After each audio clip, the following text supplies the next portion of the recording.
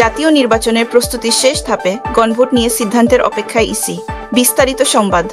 আগামী বছরের ফেব্রুয়ারির প্রথমার্ধে ত্রয়োদশ জাতীয় সংসদ নির্বাচন আয়োজনের লক্ষ্যে প্রস্তুতি প্রায় গুছিয়ে এনেছে নির্বাচন কমিশন ইসি।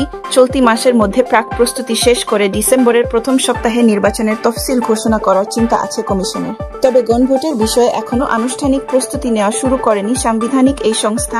জুলাই জাতীয় সনদ বাস্তবায়নে গণভোট নিয়ে সরকারের সিদ্ধান্তের অপেক্ষায় আছে ইসির সংশ্লিষ্ট কর্মকর্তারা বলছেন, গণভোট জাতীয় সংসদ নির্বাচনের দিন হোক বা আগে হোক, এই নির্বাচনের জন্য তাদের বাড়তি কিছু প্রস্তুতি নিতে হবে। সরকারের নির্দেশনা পাওয়ার পর আনুষ্ঠানিকভাবে সেই প্রস্তুতি শুরু করা হবে। গণভোটের সময় নিয়ে এখনো সিদ্ধান্ত হয়নি। আগামী বছরের ফেব্রুয়ারির প্রথমার্ধে ত্রয়োদশ জাতীয় সংসদ নির্বাচন অনুষ্ঠিত হবে বলে সরকার ঘোষণা দিয়েছে।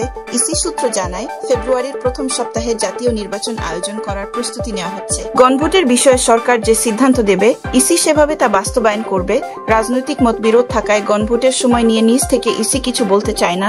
আগামী সংসদ নির্বাচনে প্রবাসী বাংলাদেশি ভোটারদের ভোট দেওয়ার সুযোগ দিচ্ছে ইসি। তারা ভোট দেবেন পোস্টাল ব্যালটে। এক্ষেত্রে ভোট দেওয়ার জন্য আগে প্রবাসী ভোটারদের ইসি নির্দিষ্ট অ্যাপে নিবন্ধন করতে হবে। 18 নভেম্বর এই অ্যাপ উদ্বোধন করার কথা রয়েছে, ইসির কর্মকর্তারা বলছেন। মোটা দাগে জাতীয় নির্বাচনের বড় প্রস্তুতির মধ্যে আছে ছবিসহ ভোটার তালিকা তৈরি, সংসদীয় আসনের সীমানা পুনর্নির্ধারণ, ভোট কেন্দ্র স্থাপন, ভোটের জন্য প্রয়োজনীয় কেনাকাটা, নির্বাচনী দায়িত্ব পালনকারী কর্মকর্তাদের নিয়োগ ও প্রশিক্ষণ, নতুন রাজনৈতিক দলের নিবন্ধন ও দেশি পর্যবেক্ষক সংস্থার নিবন্ধন দেওয়ার মতো কাজগুলো।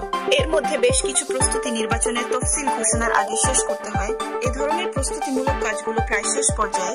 এবার আইন শৃঙ্খলা পরিস্থিতি নিয়ে বিশেষভাবে ভাবতে হচ্ছে।